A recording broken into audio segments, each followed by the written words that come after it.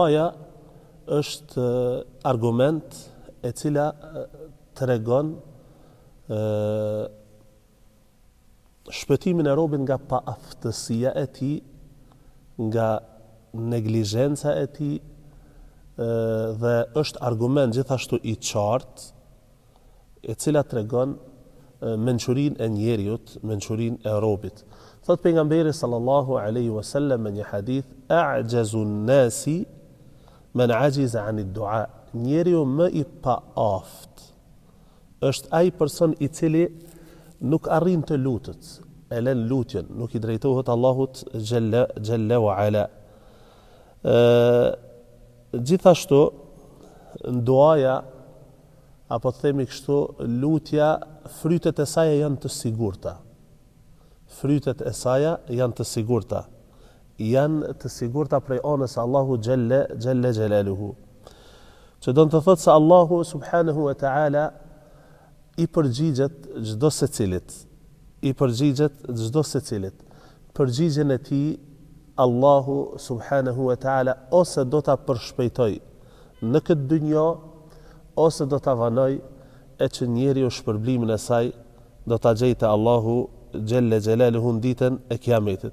Thot pejgamberi sallallahu alaihi wa alihi wasallam me një hadith: "Ma min mu'minin yansibu wajhahu lillahi yas'aluhu mas'alatan illa a'tahu Allahu iyyaha." Nuk ka njeri i cili i drejtohet Allahu xhalla xhelaluhu me lutje, e drejton ftyrën e tij ka Allahu i lartësuar, i ngren duart e tij lart dhe i lutet Allahut vetëm se Allahu xhalla wa ala do t'i përgjigjet atij, imma ajjalaha lahu fi dunya wa imma dhakhiraha lahu fi al-akhirah ma lam ya'jal ose ma lam yu'ajjil. Ose Allahu xhalla wa ala do t'i përgjigjet atij në këtë dynjë, ose lutjen e tij do ta vanoj, gjithsesi përgjigjen e lutjes së tij do ta vanoj për ta gjetur ai shpërblimin e tij, pra për ta gjetur njeriu shpërblimin e tij në ditën e Kiametit nëse ai nuk nxiton.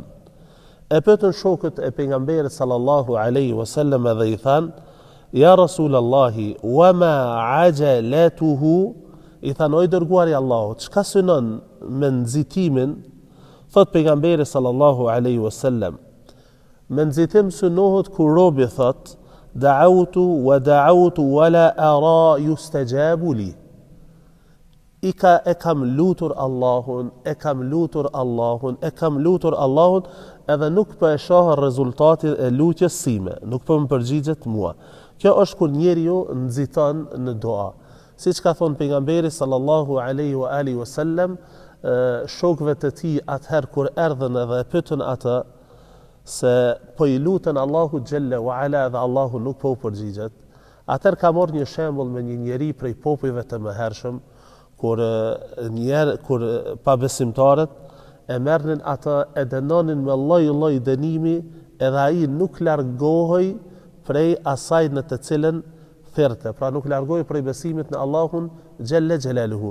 Gjithashtu u thonte në fund: "Walakinnakum qaumun tasta'jilun." Mirë, po vërtet ju jeni njerëz që nxitoni.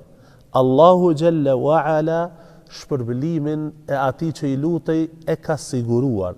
Allahu shpërblimin e atij që i lutej atij e ka siguruar, pa marrë parasysh i përgjigjet apo e përshpejton përgjigjen e tij në këtë dynjë, apo e vanon shpërblimin e tij për atë ditë kur njeriu do të ketë nevojë më së shumti për shpërblimet. Thot Ibn Hajeri: "Allahu e mëshiroft. Çdo njeri i cili i lutet Allahu xhalla wa ala, Allahu do t'i përgjigjej atij. Allahu lutjen e tij nuk e kthen, themi kështu, nuk e kthen zero. Mirë po Allahu xhalla wa ala i përgjigjet. Mirë po thot: lakin tatanawwa'u al-ijaba." Mirë po përgjigja është e lloj-llojshme. Nga një herë thot i përgjigjej ashtu qysh Allahut ai drejtohej. Me çka kërkon prej Allahut, çfarë kërkon prej Allahut, Allahu i përgjigjej atij. E nga një herë Allahu xhalla wa ala i përgjigjej duke ja zavendësu një mirësi me një mirësi tjetër. Pra lutjen e tij duke ia zaventuar me një diçka që në esencë ai nuk ju ka lutur për të. Sido që tjetë, Allahu Jalla wa Ala nuk i kthen bosh në duart e robit të tij kur ai i lutet Allahut të lartësuar.